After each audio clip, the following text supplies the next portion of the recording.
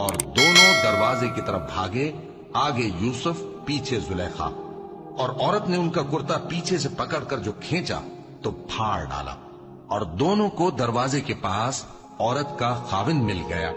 तो औरत बोली कि जो शख्स तुम्हारी बीवी के साथ बुरा इरादा करे, उसकी इसके सिवा क्या सजा है कि या तो कैद किया जाए या उसे दुख का अजाब दिया जाए। यूसुफ ने कहा, इसी ने मुझको अपनी तरफ माइल करना चाहा था। और उसके खानदान में से एक गवाह ने गवाही दी कि अगर उसका कुर्ता आगे से फटा हो तो ये सच्ची और यूसुफ झूठा है, और अगर कुर्ता पीछे से फटा हो तो ये झूठी और वो सच्चा है। सो जब उसका कुर्ता देखा तो पीछे से फटा था।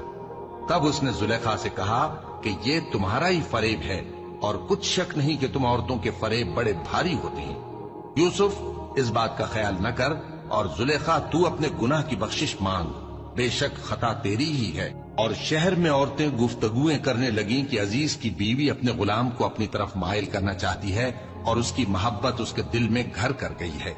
हम देखती हैं कि वो खुली गुमराही में है। फिर जब जुलेखा ने उन औरतों की गुफ्तगू, जो हकीकत में दीदार यूसुफ के लिए एक चाल थी, सुनी, तो उनके पास दावत का पैगाम भेजा और उनके लिए एक महफिल मुरतब की, और फल तराशने के लिए हर एक को एक एक छुरी दी, और यूसुफ से कहा कि उनके सामने आओ।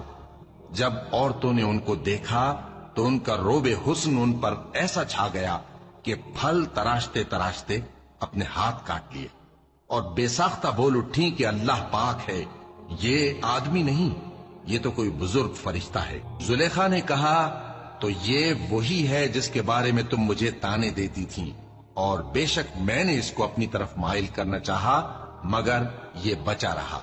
और अगर ये वो काम न करेगा जो मैं इससे कहती हूं तो कैद कर दिया जाएगा और जलील होगा। यूसुफ ने दुआ की कि परवरदिगार, जिस काम की तरफ ये मुझे बुलाती हैं उसकी निस्बत मुझे कैद पसंद है, और अगर तू मुझसे इनके फरेब को न हटाएगा तो मैं इनकी तरफ माइल हो जाऊंगा और नादानों में से हो जाऊंगा। बस उनके रब ने उनकी दुआ कबूल कर ली और उनसे औरतों का दांव टाल दिया। बेशक वही तो सुनने वाला है, जानने वाला है।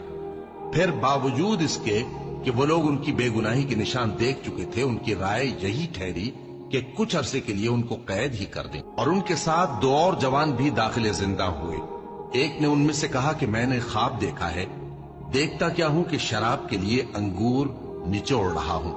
दूसरे ने कहा कि मैंने भी ख्वाब देखा है, मैं ये देखता हूं कि अपने सर पर रोटियां उठाए हुए हूं और परिंदे उनमें से खा रहे हैं। तो हमें इनकी ताबीर बता दीजिए कि हम तुम्हें नेकुकार देखते हैं। यूसुफ ने कहा कि जो खाना तुमको मिलने वाला है वो आने नहीं पाएगा कि मैं उससे पहले तुमको इसकी ताबीर बता दूंगा। ये उन बातों में से है जो मेरे परवरदिगार ने मुझे सिखाई हैं। जो लोग अल्लाह पर ईमान नहीं लाते और आखिरत का इनकार करते हैं, मैंने उनका मजहब छोड़ दिया है और मैं अपने बाप दादा इब्राहिम और इसहाक और याकूब के मजहब पर चलता हूं। हमें शाया नहीं है कि किसी चीज को अल्लाह के साथ शरीक बनाए। ये अल्लाह का फजल है हम पर भी और लोगों पर भी, लेकिन अक्सर लोग शुक्र नहीं करते। ऐ मेरे कैद खाने के रफीको, भला कई जुदा जुदा आका अच्छे या अल्लाह जो अकेला है सब पर गालिब है। जिन चीजों की तुम अल्लाह के सिवा परस्तिश करते हो वो सिर्फ नाम ही नाम है जो तुमने और तुम्हारे बाप दादा ने रख लिए हैं। अल्लाह ने उनकी कोई सनद नाजिल नहीं की। सुन रखो कि अल्लाह के सिवा किसी की हुकूमत नहीं है।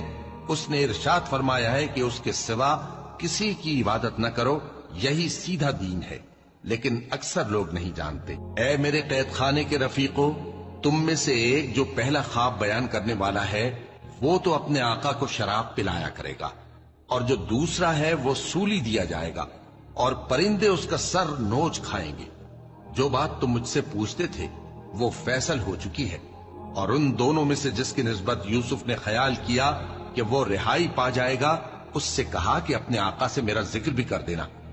फिर शैतान ने उसे उनका अपने आका से जिक्र करना भुला दिया और यूसुफ कई बरस कैद खाने ही में रहे।